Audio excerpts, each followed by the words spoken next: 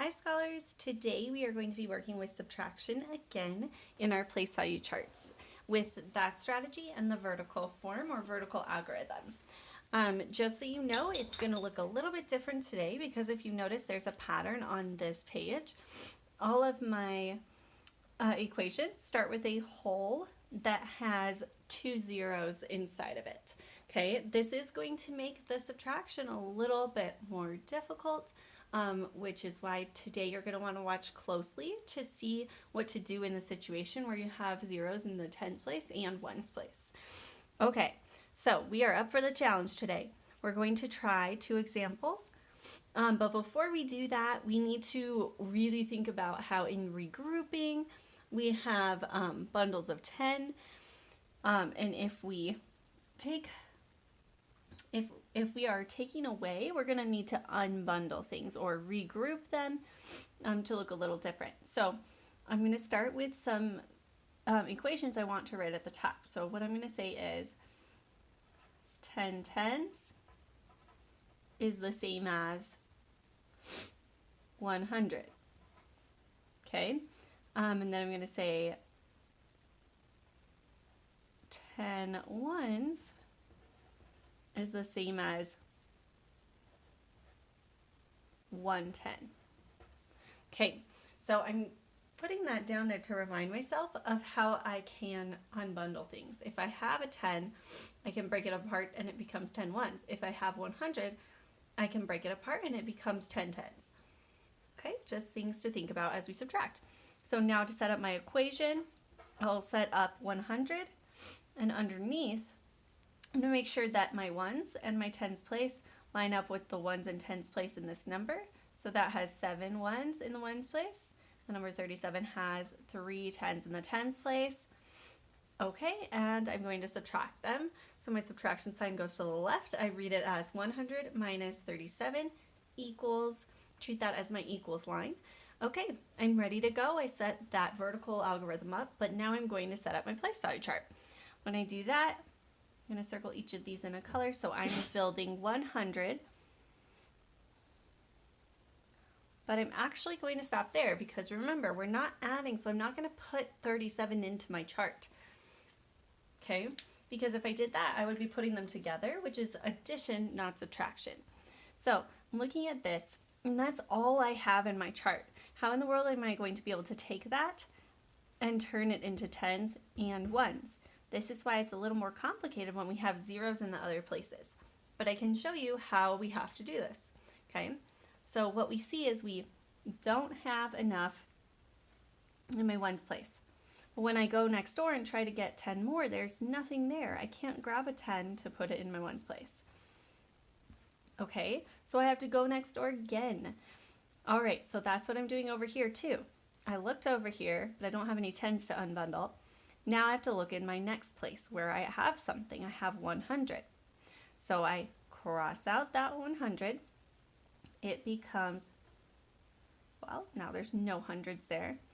And then it's going to become 10 tens because I know 100 is the same as 10 tens. 5, 6, 7, 8, 9, 10 in 10 frame form for accuracy.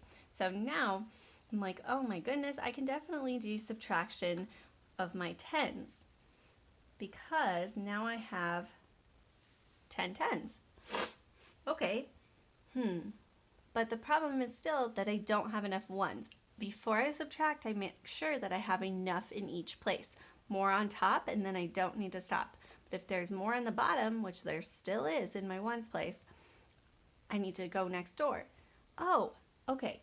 So now I can go next door. So instead of having 10 tens, I cross one out. So now I only have 9 tens. And I have to unbundle it. And that makes 10 ones because I took 1 10 and that's the same as 10 ones.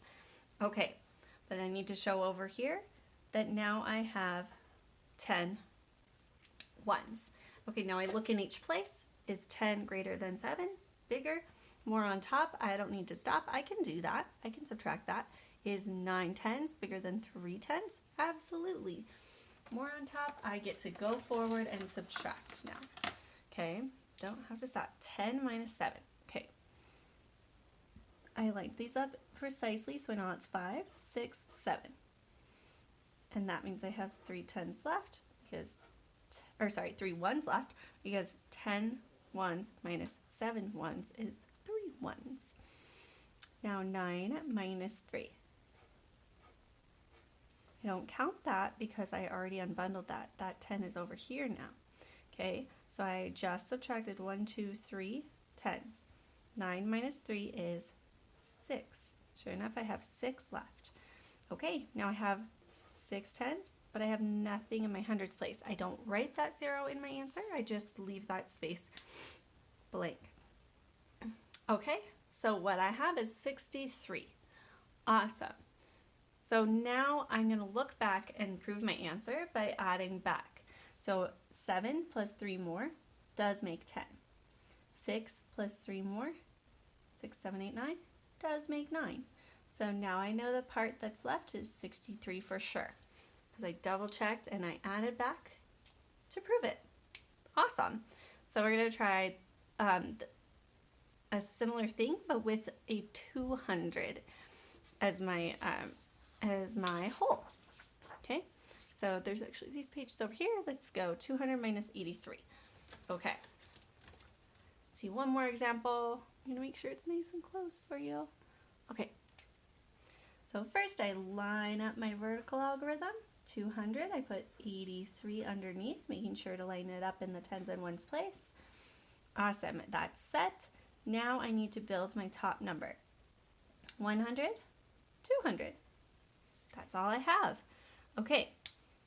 I must subtract 3. I don't have enough. There's more on the floor in both places. So I have to go next door and get 10 more. 1, 2, 3, 4, 5, 6, 7, 8, 9, 10. So now I have 10 in my tens place, and I'm going to take away 8. But before I do that, I have to make sure I have enough in each place. I still have no ones, and that means I cannot cross out 3. Okay, so I'm going to go next door and get 10 more. So I took a 10 from there, and I'm going to place it. There's not a lot of room here, so I'm going to place the 10 in the ones place. Okay, I'll do the same in my chart. I need some ones, so I break apart or unbundle one of my tens. Yay, I'm going to have enough. Okay, now I definitely have enough in each place. I'm ready to subtract because I renamed that top number. I made it something different, even though it still makes 200 if we count it, because this is 100, that's 9 tenths, so that's 190, and that's 10. 90 plus 10 makes another 100, so that's 100, and this is 200. So it's still 200. I haven't crossed out anything yet. I've just broken things apart. Now I'm going to take out 3 of my ones. And I have 5, 6, 7. 7 left. 10 minus 3. That makes sense because 7 plus 3 makes 10. Awesome. Now 9 minus 8. I know the difference between 9 and 8 is just 1. Let's see if that is the same when I cross it out in my chart. 1, 2, 3, 4. I'm crossing out 8. 1, 2, 3, 4, 5, 6, 7, 8. Sure enough, there is only 1 10 left. Okay, now over here it doesn't say to subtract anything because there's no hundreds in that second number in my equation in my part. So I still have 1 left. 1 minus nothing is 1. Okay, so my answer to this is 117. And we double check by saying yep, 7 plus 3 more, 7, 8, 9, 10 does make 10. 1 plus 8 is definitely 9, and 1 plus nothing is definitely 1. That's how we add back to check. I'm really excited to see what you're capable of and work your hardest.